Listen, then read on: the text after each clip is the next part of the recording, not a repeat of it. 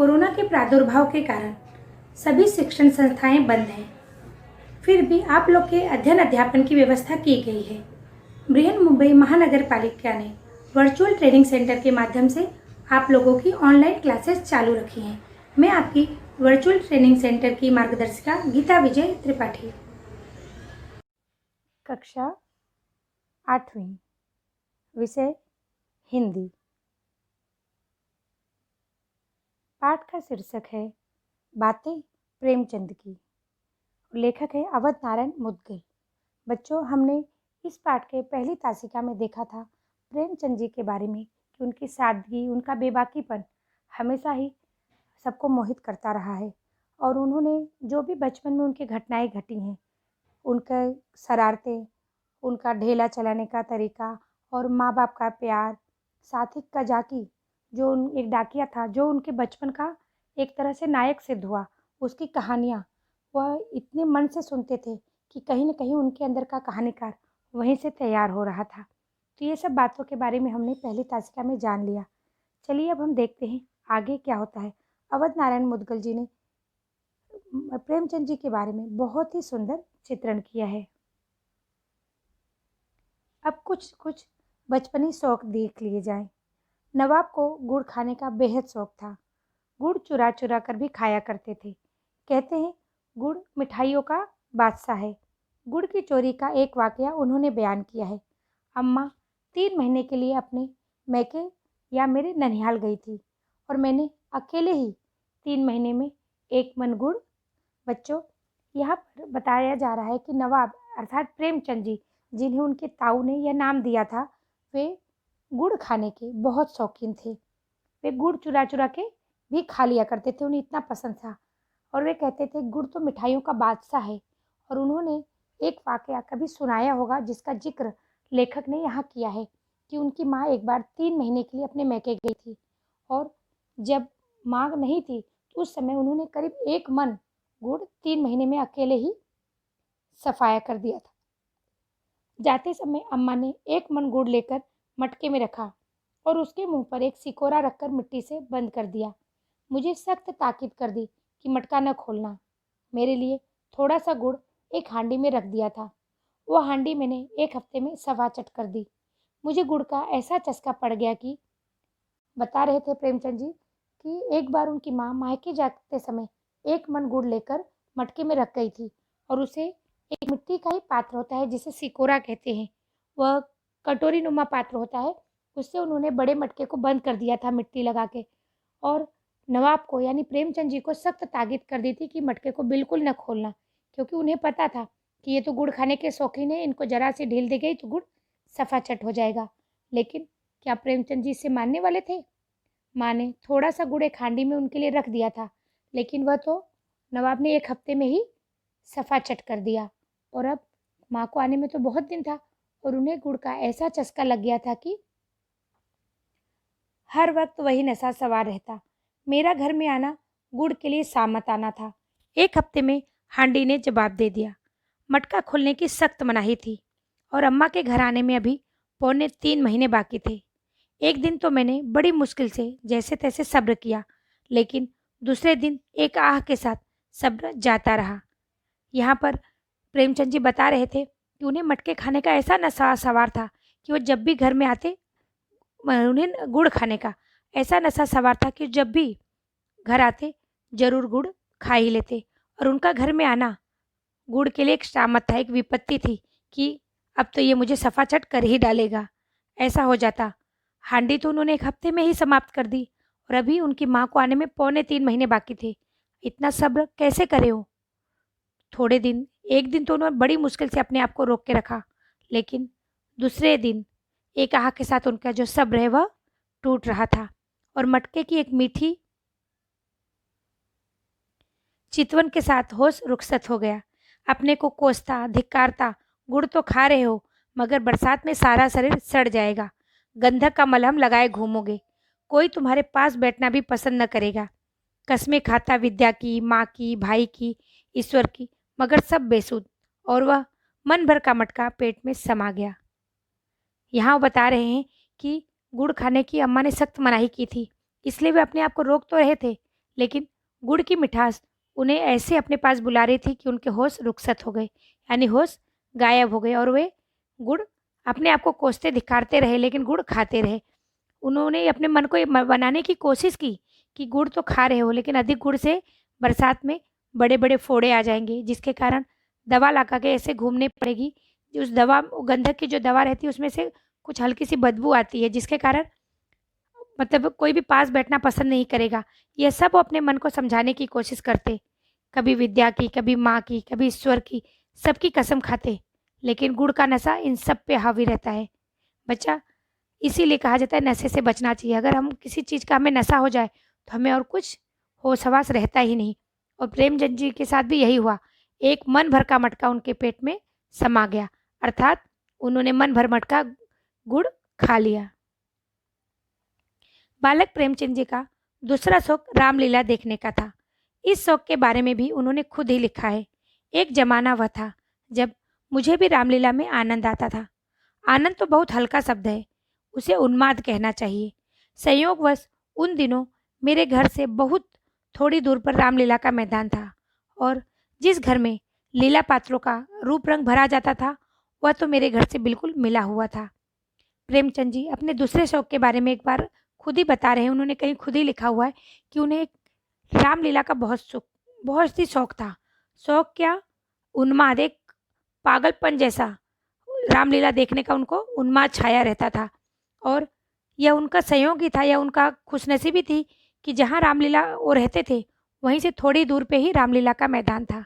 और रामलीला के जो पात्र थे, जहाँ पर उनका मेकअप किया जाता था, वह कमरा प्रेमचंद जी के कमरे से बिल्कुल सटा हुआ ही था। 2 बजे दिन से पात्रों की सजावट होने लगती थी। उनकी देह पर राम रच पीसकर पोती जाती, मुंह पे पाउडर लगाया जाता और पाउडर के ऊपर लाल, हरे, नीले रंग की बूंदकियां लगाई जाती। एक ही आदमी इस काम में कुशल था। वही बारी-बारी से तीनों पात्रों का श्रृंगार करता था। तीनों पात्रों यानी राम, लक्ष्मण और सीता का श्रृंगार करता था। रंग की पालियों में पानी लाना। बच्चों, यहाँ पर कहा जा रहा है कि रामलीला के पात्रों की सजावट कैसे होती थी। अगर शाम का कार्यक्रम होता तो दोपहर से ही सजावट करनी पड़ती थी, क्योंकि यह जो कार्यक्रम था बहुत लंबा चलता। पहले जो पात्र है उनको राम रच पीसकर उनके पूरे शरीर पे उसका लेप किया जाता, फिर उनके मुंह पर पाउडर लगाया जाता और लाल, हरे, नीले रंग की बूंदकियों से उसे सजाया जाता। और यह सब करने में एक ही आदमी कुशल था, इसीलिए वही बारी-बारी तीनों को सजाने का काम करता। और रंग की प्यालियों में पानी लाना, राम, लक्ष्मण, सीता का श्रृंगार करता था। रंग की प्यालियों में पानी लाना, राम रच पीसना, पंखा झलना मेरा काम था। रामचंद्र पर मेरी कितनी श्रद्धा थी। अपने पाठ की चिंता न कर उन्हें पढ़ा दिया करता था, जिससे वह फेल न हो जाए। मुझसे उम्र ज़्यादा होने पर भी वह नीची कक्षा में पढ़ते थे, लेकिन वही रामचंद्र निषाद लीला में नौका पर बैठे ऐसे मुँह फेरे चले जाते मानो जान पहचान ही नहीं। यहाँ पर प्रेमचंद जी एक वाकया कह रहे हैं कि जो पात्र श्री राम का किरदार निभा रहा था वह उनसे उम्र में ज़्यादा था, फिर भी नीची कक्षा में पढ़ता था। और चूँकि वह राम बनता था इसलिए उसके पास पढ़ाई का समय कम पड़ता था और वह कहीं फेल न हो जाए, इसीलिए प्रेमचंद जी अपनी पढ़ाई की चिंता किए बिना उसे पढ़ा दिया करते थे। लेकिन उन्हें इस बात का भी ज़रा सा मन में तकलीफ है कि जब वह पात्र रामचंद्र का किरदार निभाता तो वह ऐसे अपने किरदार में खो जाता कि प्रेमचंद जी को जैसे देख ही नहीं रहा हो। नकल में भी असल की कुछ न कुछ बू आ ही जाती। रामलीला समाप्त हो गई थी, राजगद्दी होने वाली थी। रामचंद्र की इन दिनों कोई बात भी न पूछता, न घर जा ही जाने की छुट्टी मिलती थी। चौधरी साहब के यहाँ से एक सीधा कोई 3 बजे दिन को मिलता, बाकी सारे दिन कोई पानी भी न पूछता। मेरी श्रद्धा ज्यों की त्यों थी। अब यहाँ प्रेमचंद जी बता रहे हैं कि रामलीला समाप्त ही होने वाली थी, इसीलिए अब कोई भी रामलीला में उतना रुचि न लेता था, क्योंकि ये समाप्त होने वाली थी। उनके पात्रों में भी कोई बहुत ज़्यादा ध्यान न देता था और सभी पात्रों को सिर्फ एक बार चौधरी के यहाँ से खाने का सीधा यानी खाने का कच्चा सामान, चावल, दाल, सब्जियां, आटा, ये सब कच्चा सामान होता है, उसे सीधा कहा जाता है। तो वह सीधा मिलता और उसी को पका के उन्हें दिन भर खाना पड़ता। लेकिन ऐसा होने पे भी भले सब लोग उपेक्षा कर रहे थे, लेकिन प्रेमचंद जी की श्रद्धा उन पर बराबर बनी हुई थी। मेरी दृष्टि में वह अब भी रामचंद्र ही थे। मुझ पर, घर पर मुझे खाने की कोई चीज मिलती, वह लेकर रामचंद्र को दे आता। कोई मिठाई या फल मिलते ही बेतहासा चौपाल की ओर दौड़ता। चलते समय भी रामचंद्र जी को कुछ नहीं मिला। मेरे पास 2 आने पैसे पड़े हुए थे। मैंने पैसे उठा लिए और जाकर शर्माते शर्माते रामचंद्र को दे दिए। प्रेमचंद जी बता रहे हैं कि जब भी उन्हें घर में खाने की कोई भी चीज, मिठाई या फल मिलता तो वे स्वयं नहीं खाते, बल्कि उनकी इतनी श्रद्धा थी रामचंद्र जी बने पात्र पर कि वे दौड़कर जाते और उन्हें दे आते। और चलते समय यानी रामलीला समाप्त होने के बाद भी रामचंद्र जी का पात्र जिसने निभाया था उनको कुछ नहीं दिया गया। लेकिन प्रेमचंद जी को ये बात खटकी और उन्होंने अपने घर में जो उनके पैसे पड़े थे 2 आने, बच्चों आप लोग आना तो जानते ही नहीं होंगे, हम 25 पैसे 50 पैसे भी अब लुप्त हो गए हैं, लेकिन पहले के ज़माने में आने चलते थे। जैसे 50 पैसे यह 8 आने के बराबर होता था और 1 रुपये या 16 आने के बराबर होता था। तो ऐसे 2-2 आने भी चला करते थे। तो ये 2 आने पैसे रामचंद्र जी को प्रेमचंद जी ने दे दिए। वही 2 आने पैसे लेकर तीनों मूर्तियां विदा हुई। केवल मैं ही उनके साथ कस्बे के बाहर तक पहुंचाने आया। प्रेमचंद जी बता रहे हैं, कस्बे के बाहर तक तीनों जनों को, यानी जो राम, सीता और लक्ष्मण का पात्र निभा रहे थे, उनको विदा कराने प्रेमचंद जी गए थे। इस तरह माँ और दादी के प्यार में लिपटे हुए प्रेमचंद के बचपन के दिन बड़ी मस्ती से बीत रहे थे। आसमान से इस बच्चे का सुख देखा न गया और उसी साल माँ ने बिस्तर पकड़ लिया। नवाब अभी पूरे 8 साल के भी नहीं हुए थे कि माँ चल बसी। और उसी दिन वह नवाब जिसे माँ पान के पत्ते की तरफ फेरती थी। बच्चों, यहाँ पर बताया जा रहा है कि प्रेमचंद जी का बचपन तो बहुत सुखद था माँ और दादी के प्यार में, लेकिन शायद ईश्वर से उनका सुख देखा न गया। और अभी वो 8 साल के ही थे कि उनकी माँ बीमारी से चल बसी। और वह माँ जो उन्हें पान के पत्ते की तरह फेरती थी, अर्थात पान का पत्ता बच्चों जब संभाल के रखा जाता है तो उसको हर दिन फेर कर यानी उलट पलट कर देखना पड़ता है कि कहीं कोई पत्ता सड़ नहीं रहा है, गल नहीं रहा है, उसको बहुत जतन करना पड़ता है। तो माँ प्रेमचंद जी को उसी पान के पत्ते की तरह जतन करती थी, प्यार से रखती थी। और वही माँ चल बसी। अब उनकी तरफ ध्यान देने वाला कोई नहीं बचा। कभी सर्दी से, कभी अब उसके सिर पर नीला तपता हुआ आसमान था, नीचे जलती हुई भूरी धरती, पैरों में जूते न थे, बदन पर साबुत कपड़े न थे।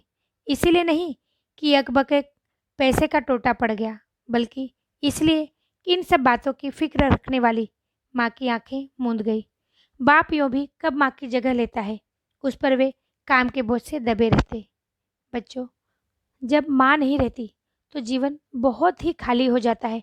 और बच्चों, बच्चे का जीवन, जो बच्चा माँ के ही भरोसे पूरा जीवन, जिंदगी, बचपन तो माँ के ही भरोसे बीतता है, और ऐसे में जब माँ चली जाए तो बच्चा कितनी तकलीफ भोगता है, यह प्रेमचंद जी महसूस कर रहे थे। ऐसा नहीं था कि उनके घर में पैसों की कमी आ गई थी, लेकिन फिर भी उनके पैरों में कभी जूते न होते, कभी कपड़े गंदे मटमैले रहते, कभी कपड़े साफ फटे रहते, क्योंकि माँ तो इन सब चीज़ों की देखभाल करती थी। अब माँ नहीं है तो कोई इनकी तरफ ध्यान न देता। और पिता तो वैसे भी माँ की जगह कब लेते हैं, ये सब कार्य तो माँ ही प्यार से कर दिया करती थी। पिता इस बात पर ध्यान ही नहीं देते थे। और वो अब माँ के न रहने पे पिता भी जरा जरा बेरुखे से होते जा रहे थे और उन पर काम का भी बोझ आ पड़ा था, जिसके लिए उनका ध्यान थोड़ा सा हटता जा रहा था। 12-13 वर्ष की उम्र तक पहुँचते पहुँचते उनमें वे बुराइयां आ गई जो बिना माँ के बच्चे के अंदर आ जाती हैं। पता नहीं माँ का प्यार किस अनजाने ढंग से बच्चे को संवारता रहता है। दोनों में से किसी को पता नहीं चलता, पर वह छाया अपना काम करती रहती है। वह प्यार छिन जाए, सिर पर से वह हाथ हट जाए तो एक ऐसी कमी महसूस होती है जो बच्चे को अंदर से तोड़ देती है। बच्चों, बिना माँ के अगर हम पलते हैं तो हमारे अंदर वो कमी आती है कि दुनिया की सारी ताकत वो कमी को दूर नहीं कर सकती। माँ जब तक हमारे साथ रहती है, हम शायद उनका अमूल्य योगदान अपने जीवन में महसूस ही नहीं कर पाते, लेकिन जब वही माँ साथ छोड़ देती है तो पल भर में ही पता चल जाता है कि हम अनाथ हो गए हैं। वह प्यार माँ न जाने कैसे बच्चों को संवारती है, संभालती है। पता ही नहीं चलता कब अच्छी आदतें हमारे अंदर पनप जाती हैं, कब हम संस्कारवान बन जाते हैं। माँ हर बात को प्यार से समझा देती है, लेकिन जब वही प्यार छिन जाए, सिर पर से वह हाथ हट जाए, तो ऐसा लगता है सारी दुनिया में हमारा कोई नहीं। और यह कमी बच्चे को अंदर से तोड़ देती है। वह भले ऊपर से न दिखाए, लेकिन अंदर से उसका दिल शीशे की तरह चकनाचूर हुआ रहता है और गंदी आदतें लगने में, बुरी सोहबत लगने में भी देर नहीं लगती। नवाब भी अंदर से टूट गए। इतनी कमी, यह गमी इतनी गहरी और तड़पाने वाली थी कि बार बार उन्होंने अपनी कहानियों, उपन्यासों में ऐसे पात्रों को रचा जिनकी माँ 7-8 साल की उम्र में जाती रही और फिर उनकी दुनिया सूनी हो गई। कर्मभूमि का अमरकांत ऐसा ही पात्र है। बच्चों, प्रेमचंद जी की कमी, जो उनके जीवन में कमी आई थी माँ के जाने के बाद, वह इतनी गहरी थी कि वो आजीवन उस कमी को से उभर ही नहीं पाए। उन्होंने जितनी भी कहानियाँ रची, उपन्यास रची, उन्होंने ऐसे पात्रों की रचना की जैसे बच्चों के, कोई बच्चा जो 7-8 साल का हो और उसकी माँ जाती रही तो बच्चा कैसा अनुभव करता है। उन्होंने उन पात्रों में अपने सारे अनुभव, अपने सारे दुख उड़ेल दिए और वह पात्र हमें अंदर तक झकझोर डालने के लिए काफ़ी था। यहाँ पर एक पात्र अमरकांत का उल्लेख किया गया है कर्मभूमि के। वह पात्र ऐसा ही था जिसकी माँ बहुत बचपन में गुजर गई और वह बच्चा अपनी माँ की कमी को जिंदगी भर तलाशता रहा पूरा करने के लिए, लेकिन कभी पूरी नहीं हुई। ऐसे ही उनकी एक कहानी है काकी। आप लोगों ने पाठ्य पुस्तक में किसी पढ़ी भी होगी। काकी जो कहानी है उसमें भी बच्चे की माँ बचपन में गुजर गई और वह बच्चा अपनी उस माँ को, सबने उससे कहा कि माँ भगवान के घर गई है और वह अबोध बच्चा समझ ही नहीं पाया भगवान के घर जाना या क्या होता है। वह अपने दोस्त के साथ मिलकर पिताजी के पैसे चोरी करता है पतंग लेने के लिए और उसे लगता है कि मैं यह पतंग जब अब काकी लिखकर आसमान में उड़ाऊंगा तो ईश्वर उसे देख लेंगे और काकी पहचान जाएगी कि मैंने उनके लिए ही ये पतंग भेजी है और वह पतंग की डोर पकड़ के चली आएगी। यह उस अबोध बच्चे की कल्पना यह सब महसूस करा रही थी कि वह माँ के लिए कितना तड़प रहा था। यही तड़पन प्रेमचंद जी ने स्वयं भी अनुभव की होगी, तभी तो उनके पात्रों में यह हमें बार बार देखने को मिलता है। उनकी कहानियाँ हैं ईदगाह, बड़े भाई साहब, कर्मभूमि, गबन और गोदान। ऐसी रचनाएं हैं जिनमें नवाब के बचपन की शरारतें, भोलापन, शौक और माँ की कमी समाई हुई है। और भी बहुत सी कहानियाँ हैं जिनमें उनका बचपन खेलता नजर आता है।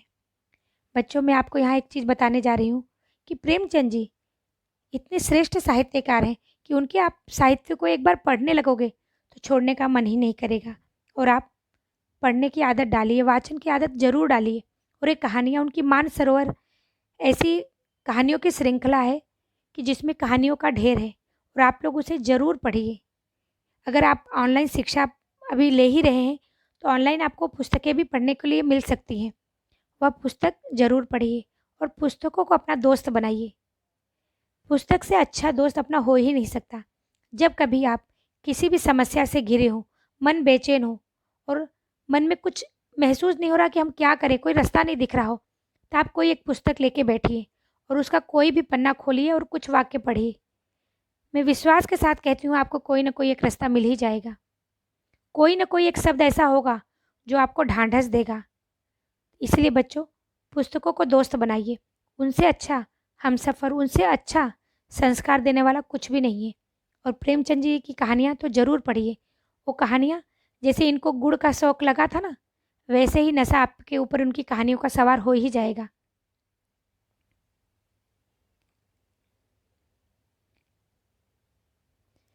बच्चों, यहाँ पर पाठ हमारा समाप्त होता है। अब हम सब चलिए शब्द वाटिका द्वारा हम कठिन शब्दों के अर्थ देख लेते हैं। जिंदा दिल, प्रसन्न चित्त, इंतजार, प्रतीक्षा, बल्लम, भाला, योद्धा, लड़ाकू, सकोरा, मिट्टी की बनी परई जैसा पात्र, ताकीद, चेतावनी, मनाही, रोक, रुखसत, विदाई, कुशल, होशियार, बू, गंध। कठिन शब्दों के हमने अर्थ देख लिए। चलिए थोड़े और कठिन शब्द पाठ में आए हैं जिनके अर्थ भी हम देख लेते हैं। चौपाल, दालान, कस्बा, छोटा शहर, बिस्तर, बिछौना, तपता हुआ, गरम,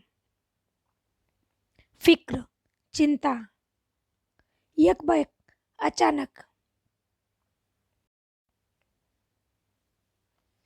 मुहावरे, सामत आना, विपत्ति आना, सफाचट करना, खत्म करना, पान के पत्ते की तरह फेरना, बहुत अधिक ध्यान देना। पाठ में उल्लेखित प्रेमचंद की रचनाएं चलिए देखते हैं।